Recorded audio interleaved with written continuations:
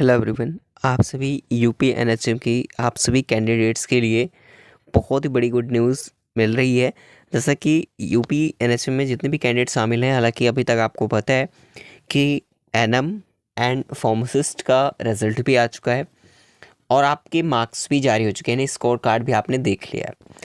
ठीक है, अब काफ़ी लोगों की कट ऑफ जो है वो कहीं ना कहीं हाई देखने को मिल रही है। काफ़ी लोगों के ज़्यादा मार्क्स होने पर भी उनका शॉर्ट लिस्ट नहीं हुआ है और काफ़ी लोगों के कम मार्क्स थे फिर भी उनका शॉर्ट लिस्ट हो गया है।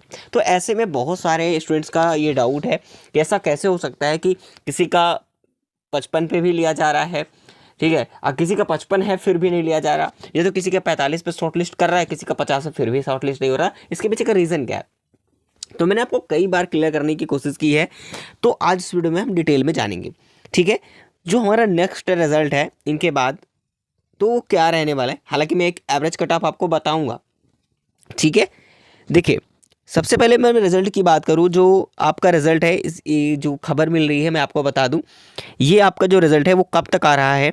ठीक है, तो देखिए जो पॉसिबिलिटी है आपकी वो 80% की पूरी पूरी पॉसिबिलिटी है कि जो आपकी स्टाफ नर्स का रिजल्ट है, ठीक है, ये रिजल्ट की उम्मीद है।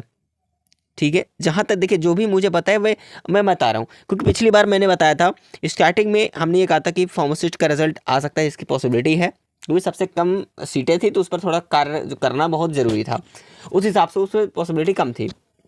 उसके बाद हमने फिर कहा कि आपका जो नेक्स्ट रिजल्ट होगा वो एनएम का आ सकता है, जो कि पॉसिबिलिटी सबसे ज़्यादा उसी की थी और वही आया भी। और हमारा जो नेक्स्ट रिजल्ट होने वाला है, हालांकि अब लैब टेक्नीशियन और स्टाफ नर्स ही बचे हुए हैं, तो ज़्यादातर उम्मीद स्टाफ नर्स की है कि अगला रिजल्ट हमारा यही होगा। अब कब तक आएगा तो मैं आपको बता दूं, अभी आपका किसी भी टाइम, ठीक है, किसी भी टाइम आ सकता है। हालांकि कल हॉलीडे है, कल संडे है, तो जहाँ पर ऐसा कुछ नहीं होने वाला, ऐसा काफ़ी लोग सोच रहे हो तो संडे को ऐसा कुछ नहीं होता। तो देखिए इस आज के संडे तो आपको पता है कि कुछ नहीं होने वाला, कल मंडे को देखिए क्या होने वाला है। ठीक है, तो आज तो बहुत मुश्किल है, हालांकि ये अपडेट हमें जो चीज़ें मिल रही हैं, हालांकि तो आज संडे है तो बहुत मुश्किल है आज आ पाना, लेकिन ये मैं ज़रूर कहूँगा कि आपके इस हफ्ते बिल्कुल क्लियर है। ठीक है, यानी कि आपके 5 से 6 दिन में आपके दोनों रिजल्ट्स आने की उम्मीद है। हालांकि स्टाफ नर्स का रिजल्ट 5 से 6 दिन में आने वाली है।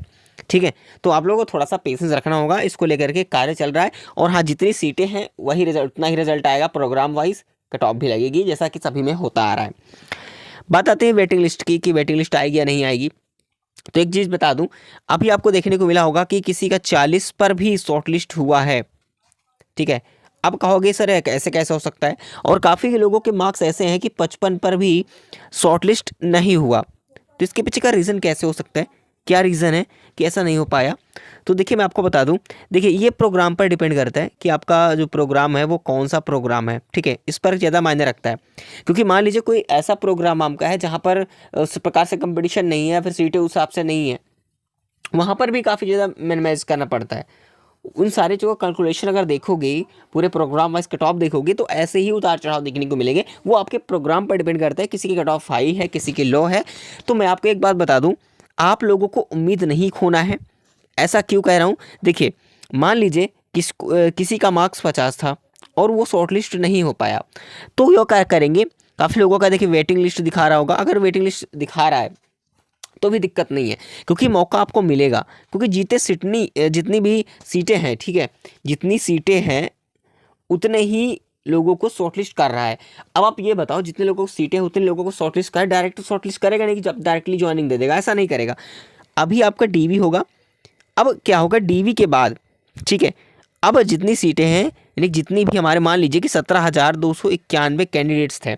ठीक है, अब इन कैंडिडेट्स को डीबी में जितने सीटें हैं उतने सीटों को क्या कर लेगा, शॉर्ट लिस्ट कर लेगा। मान लीजिए 17,291 लोगों को ही शॉर्ट लिस्ट करता है। अब कैसा होगा मैं आपको बता दूं, इतने लोगों को शॉर्ट लिस्ट करता है। अब इनमें से डीबी होने के बाद जो रिजेक्ट होंगे, ठीक है, जो रिजेक्ट होंगे, वो रिजेक्ट होने के बाद बाकी के जो हमें वेट लिस्ट बचेगी, तो वेट लिस्ट के थ्रू ये क्या करेंगे, फिर से सेकंड मेरिट बनेगी।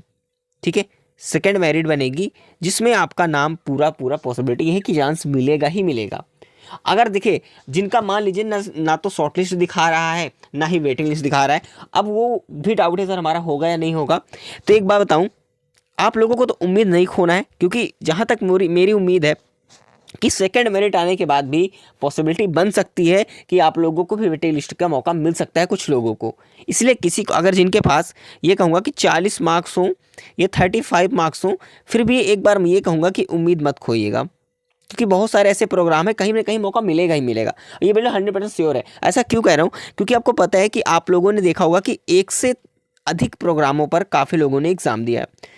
अब जब वो एक से अधिक प्रोग्राम पर एग्ज़ाम दिए हैं तो ज़रूरी नहीं तीनों प्रोग्राम पर वो जॉब ले लेगा, ऐसा नहीं करेगा। एक ही सीट लेगा चाहे जिस प्रोग्राम में चुने, तो वो सीटें हो जाएंगी खाली। तो ये जाहिर सी बात है कि भाई अब तो लिस्ट आनी ही आनी होगी। तो इन सारी चीज़ों को आपको समझा कीजिए।